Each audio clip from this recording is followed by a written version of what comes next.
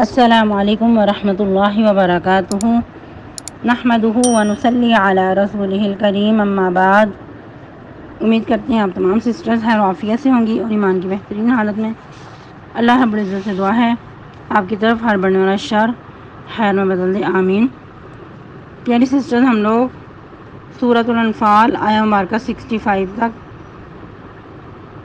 تفسیر، ابھی اس آیہ مبارکہ کی تفسیر جاری تھی اور ہم آیہ مبارکہ 66 تک ٹرانسلیشن کر چکے تھے۔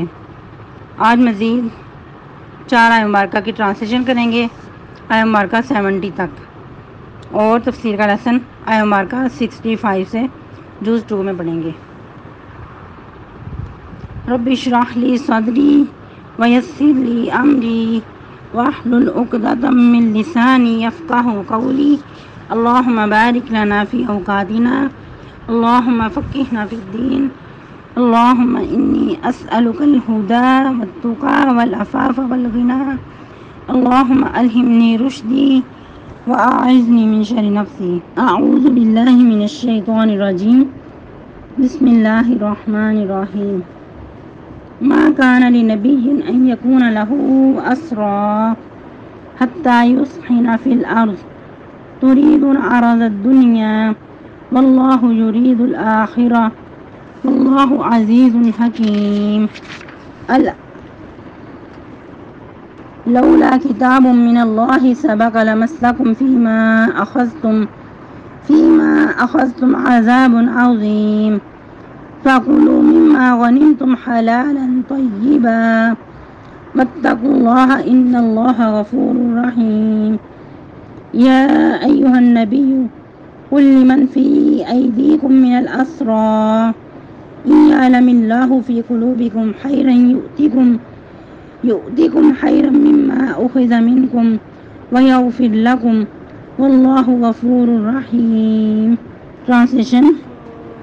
ما کان لنبی، نہیں ہے لائق نبی صلی اللہ علیہ وسلم کے لیے، ان یکون لہ اسری، کہ ہو ان کے پاس قیدی، حتی یثخن فی الارض، یہاں تک کہ خوب خون بہا دیں زمین میں۔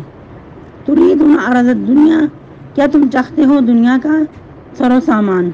واللہ یرید الآخرہ، اور اللہ تعالیٰ چاہتا ہے آخرت۔ واللہ عزیز حکیم، اور اللہ تعالیٰ بہت زیادہ غالب اور حکمت والا ہے۔ لولا کتاب من اللہ، اگر نہ لکھا ہوتا اللہ کی طرف سے ایک بات، لمسکم، اللہ تعالیٰ چھوڑ جاتی تم کو، فیما، اس میں، اخذتم، جو کچھ لیا تم نے، عذاب عظیم، عذاب بہت بڑا، فکلوا، تو کھاؤ، مما، اس میں سے، غنیمتم، مال غنیمت، حلالا طیبا، جو حلال اور پاکیزہ ہے، واتقوا اللہ، اللہ سے ڈرتے رہو، ان اللہ غفور رحیم، یقینا اللہ تعالیٰ بہت زیادہ بخشنے والے، نہایت رحم کرنے والے ہیں۔ یا ایھا النبی، اے نبی صلی اللہ علیہ وسلم، قل لمن فی ایدیکم من الاسری، کہہ دیجیے ان لوگوں کے لیے جو تمہارے ہاتھ میں قیدی ہیں، ان یعلم اللہ فی قلوبکم خیرا، اگر جان لے اللہ تعالیٰ جو کچھ تمہارے دلوں میں بلائی ہے، یؤتکم خیرا مما اخذ منکم، عطا کرے گا تم کو بہتر اس سے جو کچھ چھین گیا تم سے، وَيَغْفِرْ لَكُمْ، اور بخش دے گا تمہیں، واللہ غفور رحیم، اور اللہ تعالیٰ بہت زیادہ بخشنے والا، نہایت رحم کرنے والا ہے۔ تفسیر آیہ مبارکہ 65 سے۔ یا ایھا النبی حرض المؤمنین علی القتال ان یکن منکم 20 صابرون یغلبوا 200 وان یکن منکم 100 یغلبوا 1000 من الذین کفروا بانہم قوم لا یفقہون۔ نبی صلی اللہ علیہ وسلم مومنوں کو جہاد پہ اباریے، ان کو جہاد کی ترغیب دلائیے۔ اس میں ہم کل کافی بات کر چکے تھے کہ نیکسٹ اللہ سبحانہ و تعالیٰ تسلی دے رہے ہیں، اور ایک طرح سے اس میں ذمہ داری کا بوجھ بھی ہے اور خوشخبری بھی ہے۔ کیا فرمایا؟ ان یکن منکم 20 صابرون یغلبوا 200، اگر تم میں 20 ثابت قدم ہوں گے، بہت زیادہ صبر کرنے والے ہوں گے، وہ غالب آئیں گے 200 پر، لیکن شرط کیا ہے؟ صبر کرنے والے ہوں، حوصلے اور استقامت والے ہوں، تو پھر 200 پہ غالب آئیں گے۔ یکم منکم 100 یغلبوا 1000، اور اگر ہوں تم میں 100 تو وہ غالب آئیں گے 1000 پہ، من الذین کفروا ان لوگوں میں سے جو کافر ہیں، بأنہم قوم لا یفقہون یہ اس لیے کہ وہ ایسے لوگ ہیں کچھ بھی سمجھ بوجھ حاصل نہیں کرتے، کچھ بھی سمجھ بوجھ نہیں ہے ان کے اندر۔ یعنی بظاہر تو یہ جو تقسیم ہے بہت مشکل ہے اور یہ انسان کی عقل سے بعید ہے کہ یہ کیسے ہو سکتا ہے کہ 20 لوگ ہوں ایک طرف اور 200 پہ غالب آ جائیں، اور ایک طرف 100 ہوں تو 1000 پہ غالب آ جائیں۔ جس طرح کہ صحابہ کرام تو 300 تھے، وہ 1000 پہ غالب آ گئے تھے، تو یہ بات عقل سے بعید ہے۔ لیکن بندہ مومن کے سامنے ایک اجر کی امید ہوتی ہے، بندہ مومن کے سامنے دنیا کی کوئی حیثیت نہیں ہوتی، اس کے سامنے اجر کی امید ہوتی ہے، جو آخرت کی حقیقت ہے وہ سامنے ہوتی ہے۔ اللہ سبحانہ و تعالیٰ نے شہادت میں کامیابی رکھی ہے، شہادت کی خوشخبریاں دی ہیں، وہ اس کے سامنے ہوتی ہیں۔ جس طرح کہ ایک صحابی عمیر بن حمام رضی اللہ تعالیٰ عنہ تو جنگ احد میں فرمانے لگے کہ مجھے احد کے اس پار جنت کی خوشبو آ رہی ہے، میں جنت کی خوشبو پا رہا ہوں۔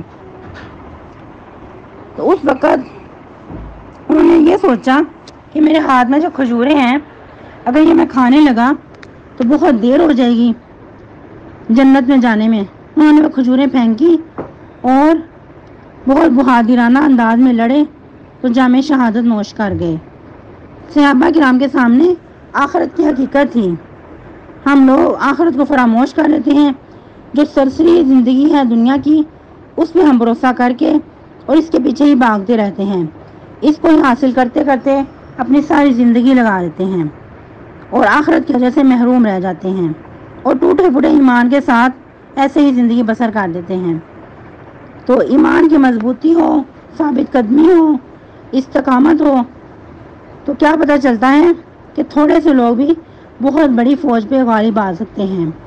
جس طرح کہ ہم طالوت کے واقعہ میں بھی پڑھ چکے کہ وہ بہت تھوڑے لوگ تھے لیکن بہت بڑے لشکر پہ غالب آ گئے۔ اس وقت بھی انہوں نے کہا کہ کم من فیۃ قلیلۃ غلبت فیۃ کثیرۃ باذن اللہ، کہ بہت بار ایسا ہوتا ہے کہ تھوڑی جماعت بہت بڑی جماعت پہ غالب آ جاتی ہے اللہ کے حکم سے، اور یقیناً اللہ تعالیٰ صبر کرنے والوں کے ساتھ ہیں۔ ادھر بھی شرط لگائی گئی کہ اگر بہت زیادہ صبر کرنے والے ہوں گے تو 200 پہ غالب آئیں گے، اگر پھر اس مزید 100 ہوں گے تو 1000 پہ بھی غالب آئیں گے۔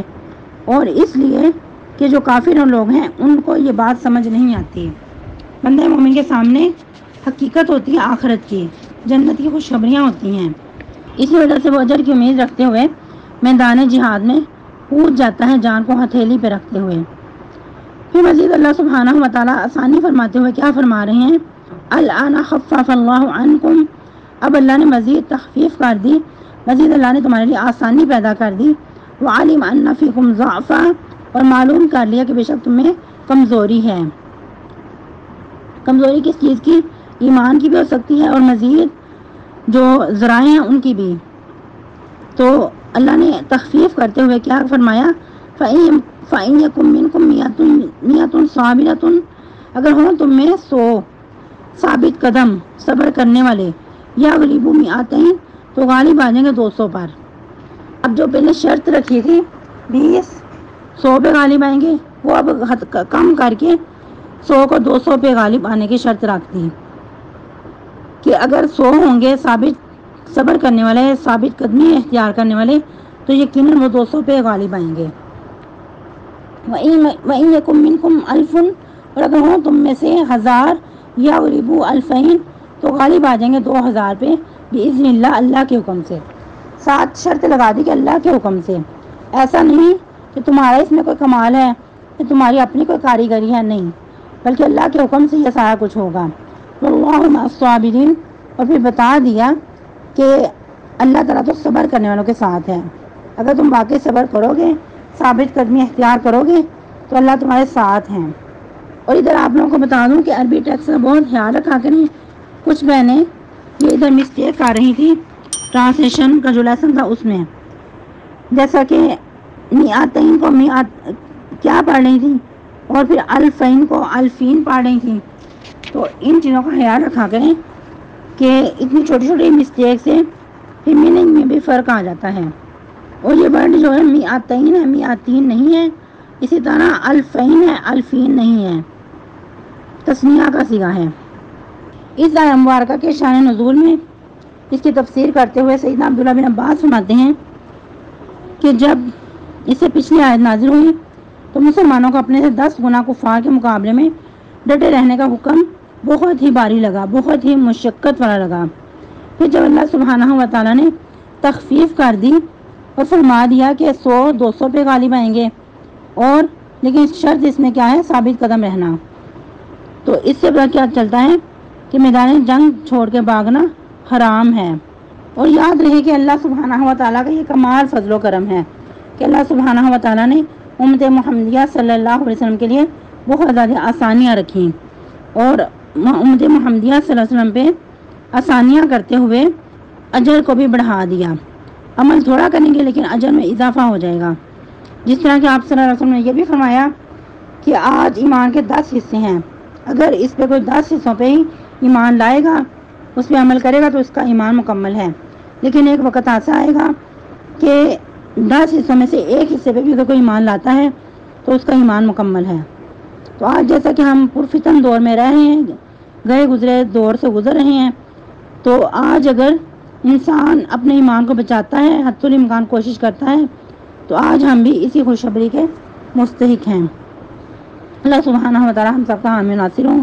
سبحانک اللہم ربنا و بحمدک نشہد ان لا الہ الا انت نستغفرک و نتوب الیک. السلام علیکم ورحمۃ اللہ وبرکاتہ. وصلی اللہ علی النبی.